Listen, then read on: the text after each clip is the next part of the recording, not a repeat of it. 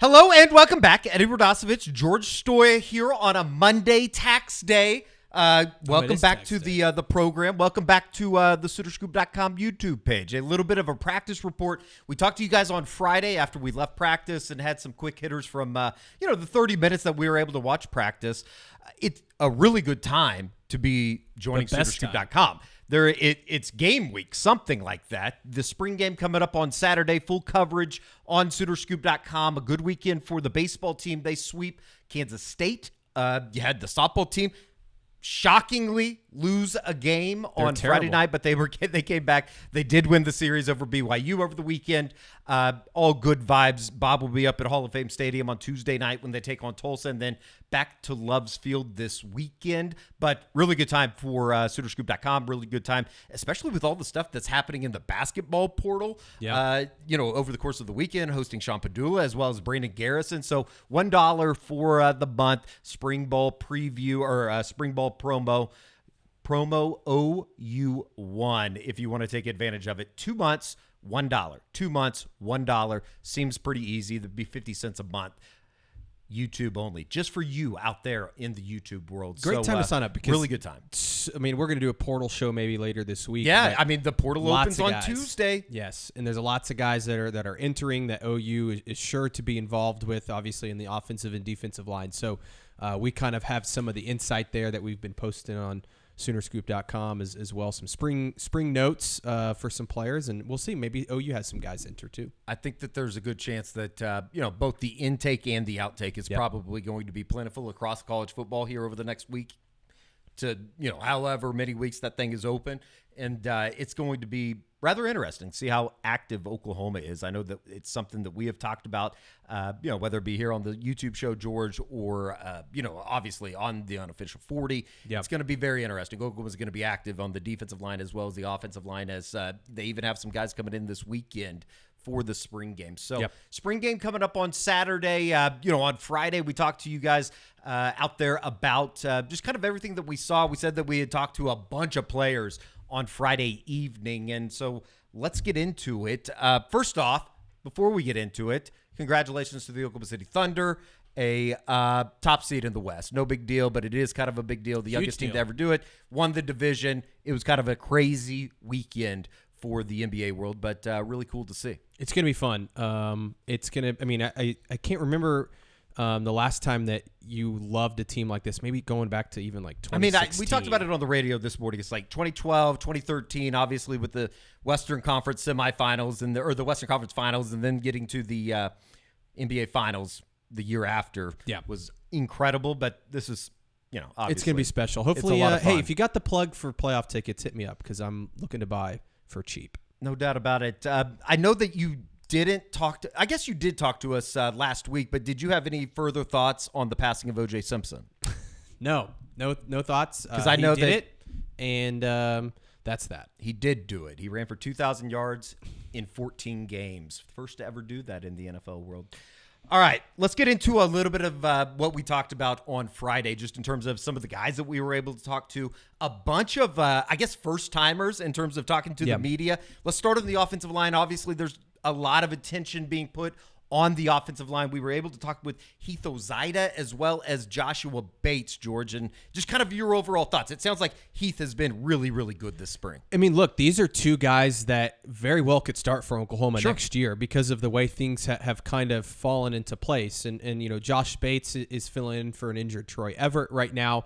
He's a guy that is now in his second year, and there's some high hopes for him. He's not had the best spring yet. I think that there's still a lot of belief that he can end up being a really good player for Oklahoma, so he's developing. And then Heath Ozaeta, he's been a name that we've heard throughout spring camp as somebody that's really done a good job and is really kind of sitting in that left guard spot right now. I know Jacob Sexton is also playing a little bit of left guard, so we'll see how that shakes out. But these are two guys that very well could be starters. You could see them a lot in the spring game on Saturday, and you could see them a lot next season for Oklahoma. Two guys that, like we said, last year we didn't really see the field.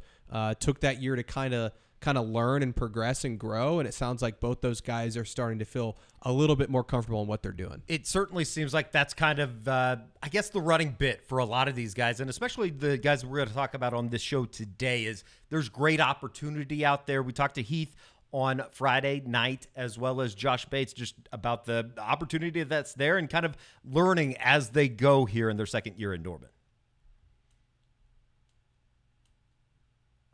There's not one challenge that I'm going to be afraid of or anything. It's gone smooth for me. I got a bunch of people in my corner to help me out. Coach B is going to coach me hard and get me ready and prepare me to play at the level I need to. And Troy Everett, he's been nothing but a big brother to me. I love that. I love him, and everything he's done to help me prepare and be the best at this position and at Oklahoma. I'm getting better. I got a lot of room to grow, a lot of experience to gain, but I accept the challenge, and I'm getting ready. Even going back into the bowl practices a year ago, your name came up often. How have you, I guess, kind of not capitalized, but built upon what you did during bowl practices in the spring? It's like trusting Coach B. Everyone knows who he is, what he's about. Got the best guys through him. So kind of just like trusting the process and grinding through with him, kind of just putting that work in every day, trying to get better. Where do you feel like you've improved the most over the last year? I think my places of emphasis come in my hands and my feet. Just kind of know the game more, getting used to the speed of college, recognizing defenses, knowing what they're going to do before they do it, that type of thing. When you talk about growth, what are some things that you're really trying to work on this spring? A lot of it is situational. Obviously not playing. I played one game, last year, and so the biggest thing about college football you learn is situations, man. Getting in third down, third and long. What is the defense going to do? What are the things we can pick up on in tape and stuff like that to prepare us. And for me as a center to get us as an offense into the best play, best protection and stuff like that, that's the most thing I need to grow on. And I'm getting good at it. Now it's just consistency. How consistent can I be with it? And it continues to get better. And I'm coached hard, and I'm very thankful to be here and have the opportunity. How's the offensive line just coming together? You mentioned it earlier. You're replacing basically 5 guys up front. How's the cohesion come together for you guys? I think it's good. We hang out outside of here. We're all coming together. I think we meshed really well together. Everyone knew it fits in really good. We got Coach B leading us. We got great leaders in the room. I think we're coming together really good. Is experience maybe the biggest thing with center specifically? It's a big part. A lot of it's confidence. Yeah. If you're a center and you go out there with no confidence, man, you have no chance. Sure. Coach B was just talking about after practice, if you show up and you don't think, you have no confidence, you already lost. Yeah. So you got to go out there with the same amount of confidence. Doesn't matter who it is. Aaron Donald, a freshman, it's the same deal. You have the same amount of confidence and you're ready. Very much seems like a little bit of a work in progress. I know it's something that we have talked about. I guess ironically, it does sound like Friday might have been the offensive line group's best day of the year, literally throughout the spring. That's what I heard, is that they've started to maybe click a little bit. And it was interesting when we were out there, the starting offensive line was Josh Bates at center, Fabichi Wiwu at right guard, Jake Taylor at right tackle, Jacob Sexton at left guard, and then Michael Tarquin at left tackle. So interesting group. And I still think, and we've said this on here several times, and I've put it on the board a few times, they're tinkering with it. They're moving guys in different spots to see who fits well, who fits well where, and also who can play different spots. Jacob Sexton's a guy that we all thought was going to maybe be the starting left tackle. Now he's playing a little bit of guard. Michael Tarquin's been a little bit of a surprise.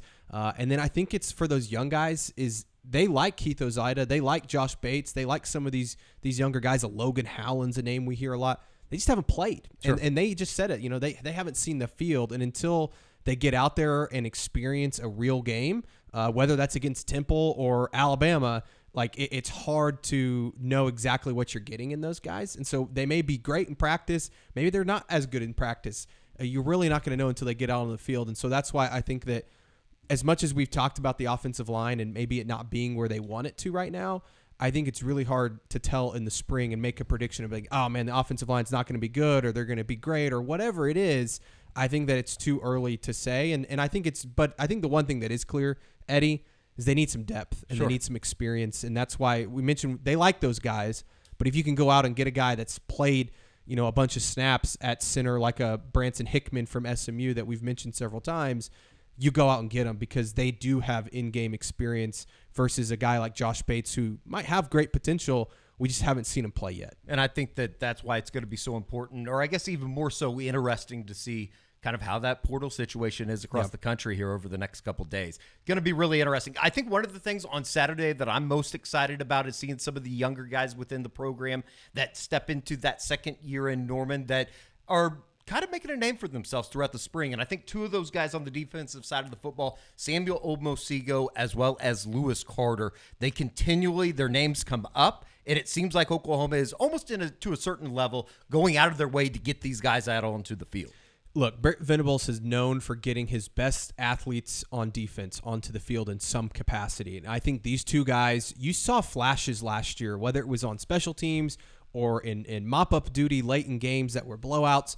These guys made plays, and I think that you're starting to see that in the spring. They're starting to grasp the defense a little bit better, and I think they're starting to push some of those older guys for those spots. Now, I don't think either of these two guys are going to go out and start, game one on August 30th against Temple, but if you told me partway through the season, all of a sudden they're clearly in the rotation and maybe one of them earns a starting spot, it wouldn't shock me at all. I mean, I think these are two guys with huge ceilings. They can make a lot of plays. They're going to make some mistakes. They're young guys. That's going to happen, but I think that they have really good instincts. They're both very physical guys, very athletic.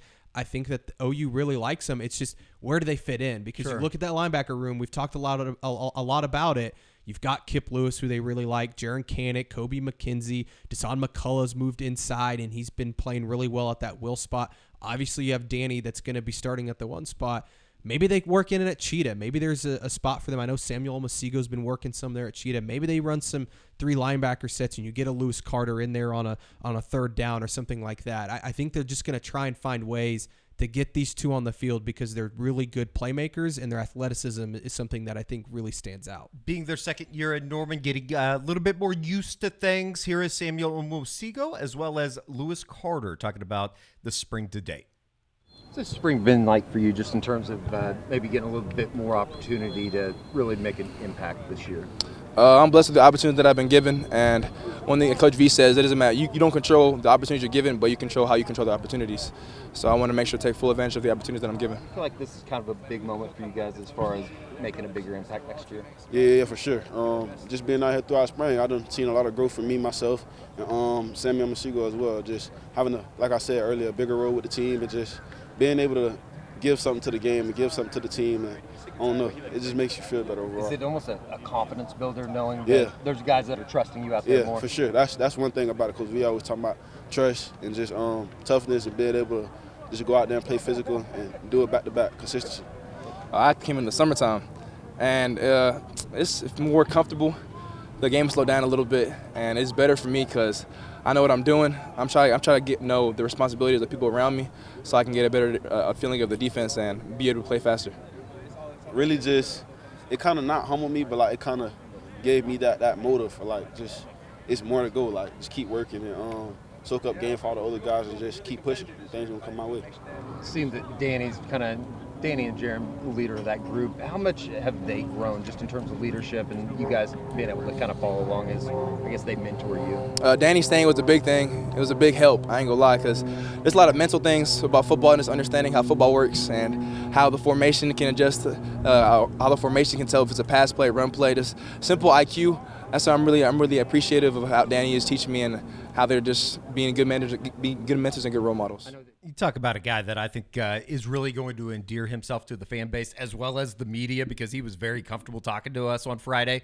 Samuel Omosigho is a rather intriguing option for Oklahoma. I've heard he's one of the most well-liked players in that locker room. You said he's a big TikTok guy, Big right? TikTok guy, very active on social media. I think he likes to have fun. Clearly has enjoyed his time at OU, and I think he's somebody that they feel like can do a lot of different things for him. He can play inside. He can play some cheetah. He can do some things in coverage. He could blitz. He's a bigger guy. I think that he's somebody that could really help him. And then Lewis Carter on the other side, maybe a bit quieter guy, not as big, but man, he's a bullet out there. And in terms of running to the football and being physical, I think that he's one of the stronger guys on the team. And it was Brent Venables that said, a couple years ago when they recruited him, he thought he was the best player out of the state of Florida, and that's saying something. And so I think that They love both those guys. I think that they've really bought in. I mean, in the era of the transfer portal and guys moving around to try and get on the field earlier, these are two guys that have clearly stuck it out so far, and you wonder, can they find themselves getting a role next year and maybe beating out some of these older guys that have been around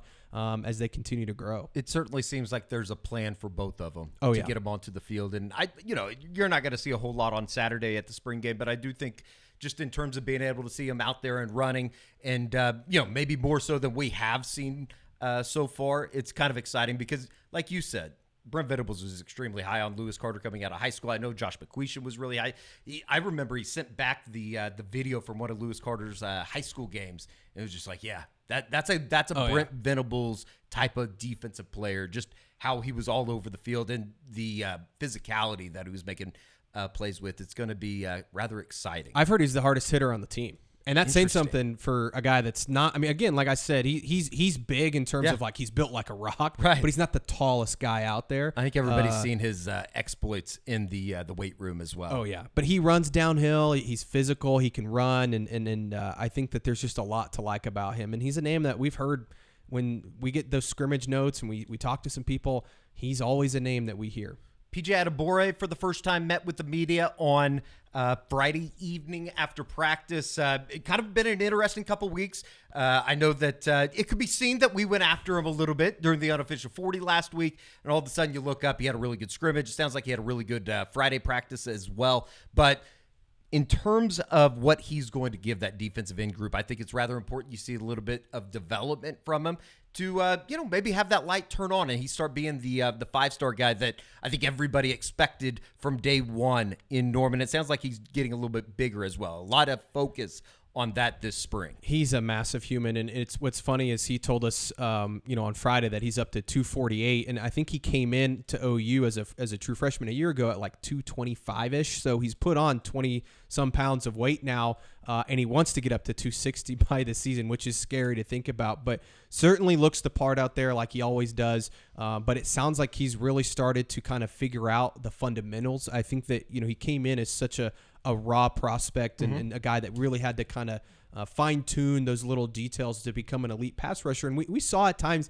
he'd come in certain situations, third and longs. I think he was always in there on Hail Mary situations, rushing the passer to try and get those arms up. But I think that he's really become a better football player, and it sounds like he's very clearly in that rotation at defensive end, which is full of a lot of guys that have played a ton of football. Ethan Downs, Trace Ford, R. Mason Thomas, you bring in a Caden Woolard, and now PJ. I think that he has obviously the highest ceiling of those guys, and it sounds like he's really started to turn it on, and they have him kind of playing different spots and different situations, and so I think that they're really high on him, and it sounds like, I know at least talking to him, this spring versus last year, he's certainly matured in a lot of ways. We've seen him, be more vocal, become a bit more of a leader. I think that he's becoming more comfortable and understands that they're leaning on him a lot this year to be a bigger contributor. Here is PJ talking about, just going throughout the spring and also a focus on adding weight.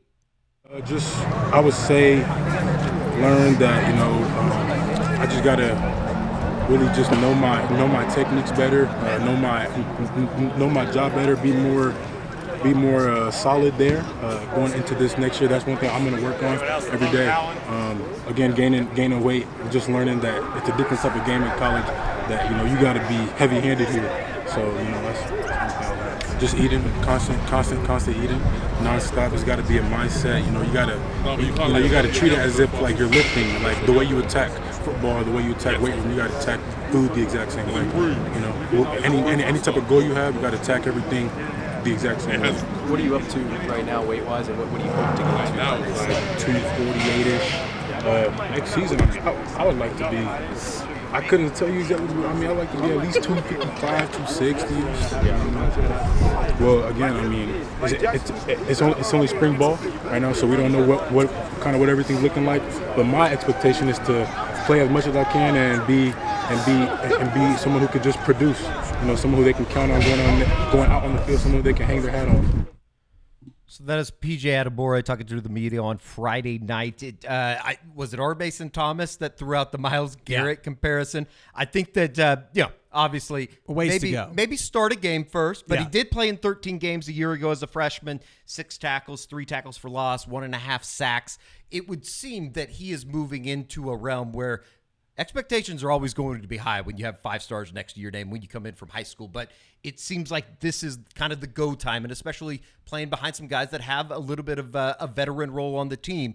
But PJ Adebawore is going to need to play defensive end on this team.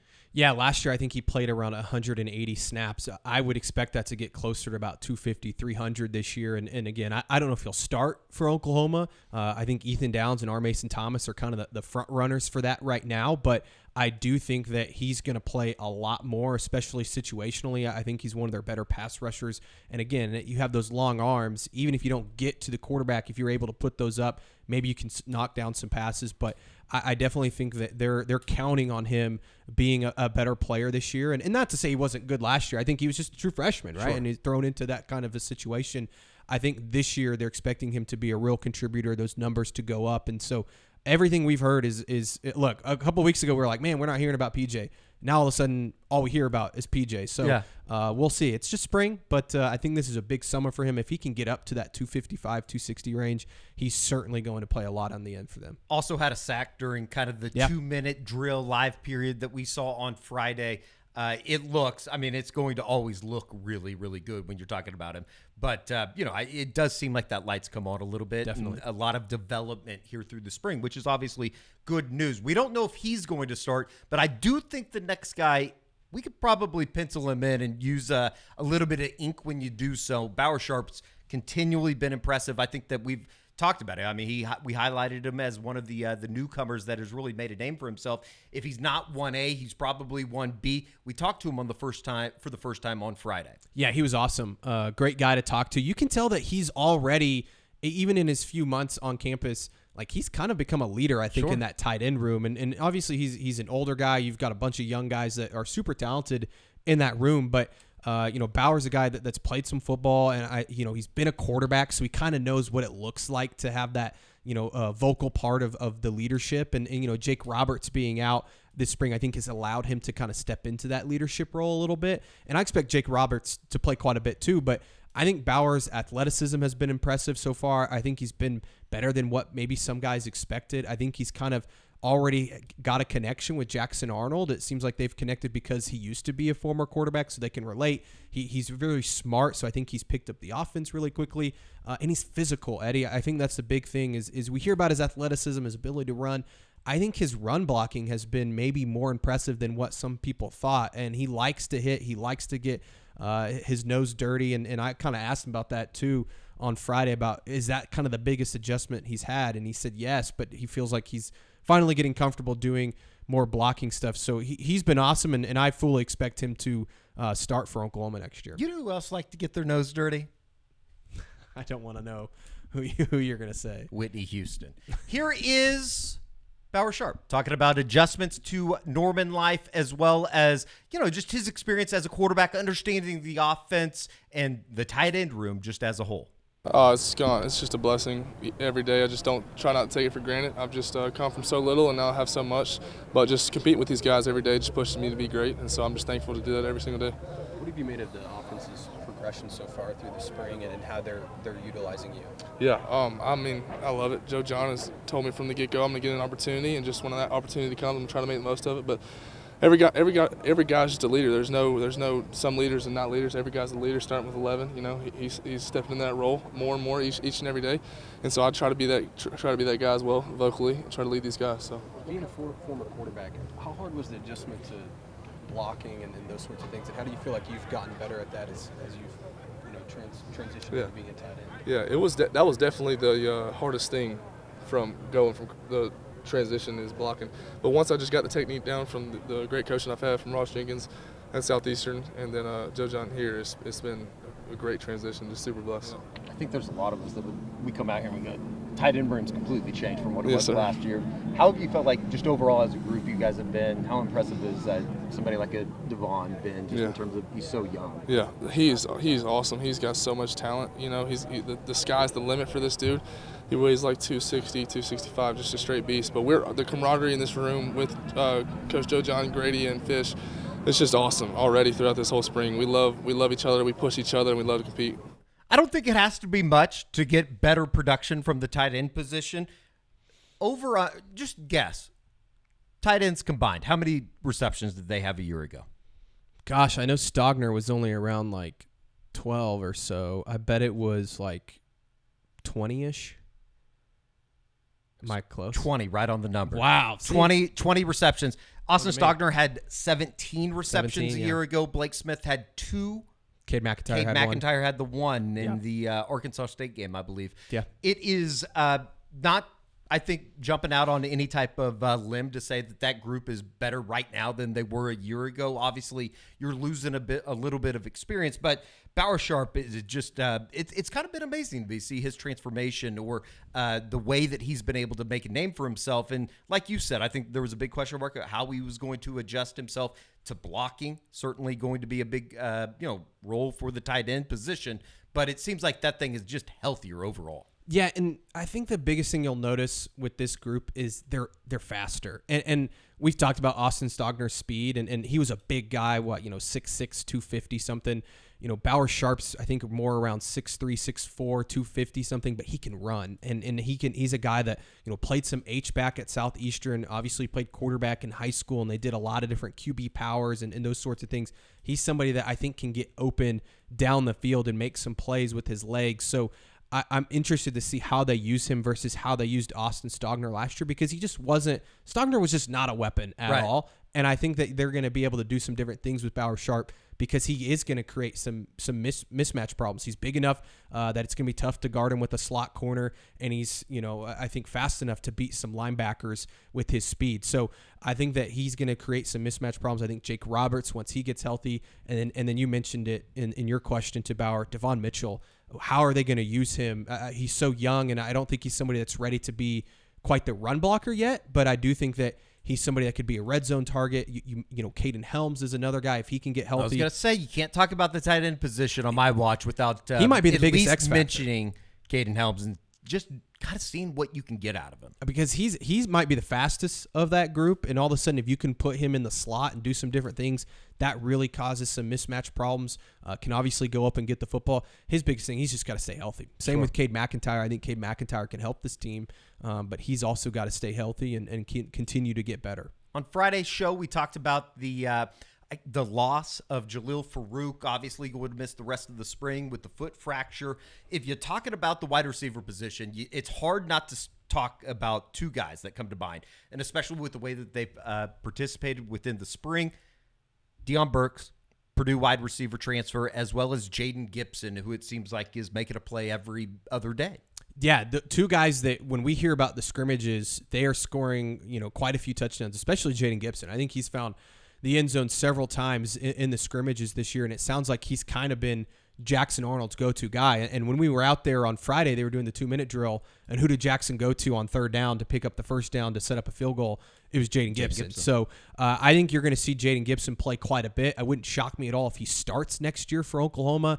Nick Anderson has missed most of the spring, and you wonder, can Jayden Gibson kind of push for a starting role along with Nick Anderson? Not saying Nick Anderson won't start too, but I do think Jayden Gibson has really come on. And then Deion Burks. I think Deion Burks kind of had a slow start to the spring, and now he's kind of figured out his role in that slot, and I think that he's kind of gained a connection with Jackson Arnold. I know he caught almost a 40-yard touchdown pass in the scrimmage a week ago, so he's somebody that, not the biggest guy out there like Jayden Gibson, but really fast, really quick, can get in and out of breaks really well, really good route runner. I think him kind of filling that Drake Stoops role is something that you can definitely expect, and we've talked about it a lot. He's got a lot of ability, but I think we're starting to really see it come to fruition now in the spring. Great personality when we've been able to talk to him. We did talk to him on Friday. Here is Deion Burks as well as Jayden Gibson. Man, it's just been nothing but great vibes, man. Just getting used to J.A., the new offense, man. Just Coach Seth Luttrell, man. It's been a great vibes and just great energy. Has it been what you expected? Anything just stood out actually being on the field? Yeah, more than I expected, man. I just love the energy out here. I love being out here in April, man. Like, I've never been playing football outside of April, so, man, it's just fun. Offense going great for real. It's kind of like, you know what I'm saying, starting all over, obviously. You know, we got a new quarterback. So just trying to get down that connection with him every day is really the main goal, you know what I'm saying? Just continue just to support him and uplift him, and I be trying to teach him how to be a leader, like how to show him how to be a leader and take a look at my own leadership skills and improve those. So I feel like that's really mainly what this spring is about. I feel like a lot of the time in the room, there's a lot of guys who we already know that can play, you know what I'm saying? There's a lot of guys talking specifically about my room, of course, and if we're talking about the whole team, the whole offense, I want to speak to the offense in general. Like, it's a lot of guys who we already know what they can do on the field, so really it's just now about putting all those puzzle pieces together, you know what I'm saying? It's going to be a new lineup, going to be a new starters, new two deep, you know what I'm saying? So just everybody gelling, and I feel like it's going real well, especially as spring has progressed on. I feel like it's definitely been an obvious improvement from the first day of practice to now. So just looking to continue that and show that in the spring game and just take it day by day for real. We ain't trying to go too fast. We kind of know the equation to be great and the equation to have success. We've seen it last year, what we had to do in the offseason, so now we're just trying to amplify that and just continue it, you know what I'm saying, follow the direction of our leaders, of our coaches, you know what I'm saying. As long as we listen to what they tell us to do and just continue to take their coaching, I know that everything's going to turn out great. Yeah, Jay, man, he's a stud, man. He's really defenses, man. If you make a mistake, he's going to come back and throw it explosive. Man, he just has short-term memory, man. That's something a young quarterback you really don't see like that. So just seeing that and him coming back and just being confident and, man, and willing to get better, man, it's a great thing to see. What kind of growth have you seen from Jackson, from the guy that took over in December during the bowl practices to now? I see a guy who's just trying to be more assertive, you know what I'm saying, trying to be more confident, trying to show the team that he can be that guy, be the leader, and that he's not scared to take chances and big risk, big reward, you know what I'm saying? Like coming from playing behind a quarterback like DG, you know what I'm saying? DG wasn't scared of anything, man. Yeah. That's one thing I'll say about him, bro. He didn't care what people said about him. He didn't care nothing about that. All he wanted to do was go out there and show you that he was a great, he's going to make a big play. And I feel like that's the kind of guy that Jackson's coming into, you know what I'm saying? A guy that wants to push the ball downfield and motivate his teammates and hype the crowd up, you know what I'm saying? That's the kind of guy we need here at Oklahoma, you know? And this is a big school, it's a big stage, and all of us are blessed to be able to come here and play on this stage, and we got to take full advantage of it. And that comes with bringing energy to the team, and we're going to go as far as we go with JFA. Just keep it real. Like, we're going to go as far as he go, and I got the utmost faith in him from what I've seen so far, what I've seen in the fall, and it's never been a doubt in my mind, so I'm just going to continue to be better for him, you know what I'm saying? I be telling him all the time in practice, like, that's on me, bro. Like, don't even worry about it. That's on me. I try to tell him. And even in the beginning of spring, you know what I'm saying, it was harder for me. I'm like, man, this is a new quarterback. Like, we not on the same page. Like, is it my fault? Is it me? Is it me? But as spring went on, I realized, like, yeah, bro, like, you the junior. Like, I'm a junior. Like, it's on you, bro. Like, it's on you to pick him up and make him great. And guess what? When he becomes great, then the O-line going to be great. And when the O-line comes great, then the D-line comes great. And the whole team great. And before you know it, we just playing and going on and just – you know what I'm saying? It's just great to be out here and great to be listening to Coach V and everything that we got going on. I couldn't say nothing else bad but positive, man. I love it. Couple things here. Jayden Gibson. Talker. He's a talker. There's no doubt about that. I do get a sense, though, and we talked a little bit about it on Friday. It seems like there is a sense of maturity there in terms of he knows that it's his third year in Norman. It's kind of go time if you're going to start being a big go-to receiver for Jackson Arnold. The other thing, we're only going to go as far as JFA. I think Jayden Gibson said it there.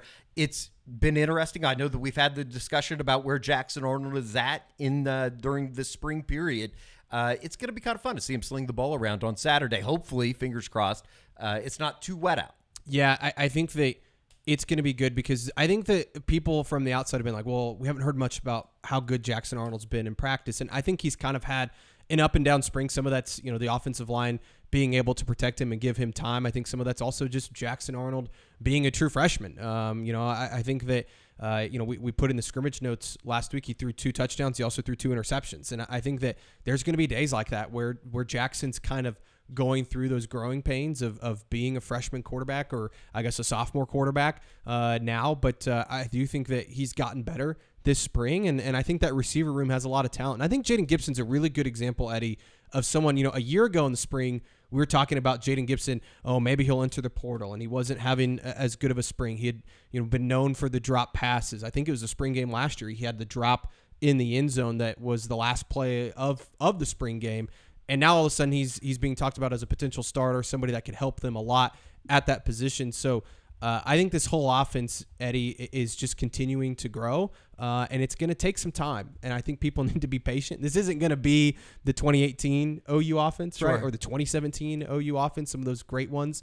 But I do think that they can be really good. They have some really good pieces. But at the end of the day, Jayden Gibson's right. This team and this offense is only going to go as far as Jackson Arnold, and they need Jackson Arnold to be great next year. And I think at times he will be, and I think at times he might have some struggles. So as long as he continually gets better, becomes that leader they need him to be, then I think they'll be in good shape. What are you most excited about on Saturday? Just in terms of, I know there's a lot of new names to be out there to be able to see that we have maybe not seen as much in practice. Is there anybody that is really kind of on that radar that you're really kind of jazzed up to see on Saturday? I mean, I think Bauer Sharp is someone, just because we haven't seen him a lot, where some of these other guys, where Lewis Carter and Samuel Omosigho, we've seen them play a little bit. We've seen flashes. We just have never seen Bauer Sharp and kind of what that tight end room can maybe look like. I think the defensive line and getting to finally see a Jayden Jackson and David Stone in action, I think some of those guys, as well as some of the older guys that we haven't seen play a ton. Devon Sears is a name that we keep hearing.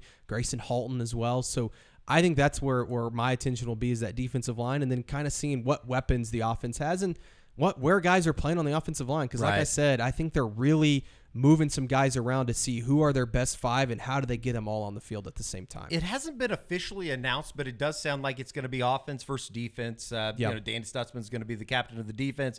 Jackson Arnold's the captain of the offense. I would imagine that probably, that probably favors the defensive side of the football, just in terms of what you're going to see on Saturday. Don't know what the scoring situation is going to be. I'm sure all of that is to come.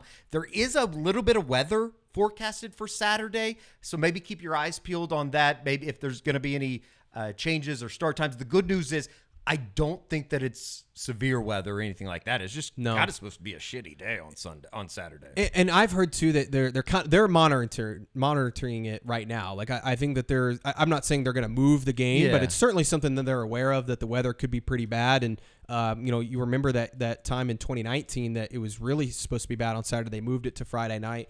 That had more to do with severe weather, as opposed to Saturday's just kind of supposed to be a little bit on the chilly side, maybe, and just a bunch of rain. And so you wonder, would they want to move it? I would assume they would have to make that decision here early in the week. I know they also have a lot of recruits coming in this weekend, and that could be a big holdup in terms of wanting guys to be able to come in on Saturday. I know they have some transfer portal guys coming in this weekend as well, some high school recruits. I know we'll talk to Josh about that maybe on Tuesday for a recruiting report, but just something to keep an eye on. And if you're going to the game on Saturday and it stays on Saturday, make sure you bring your umbrella and maybe some rain gear.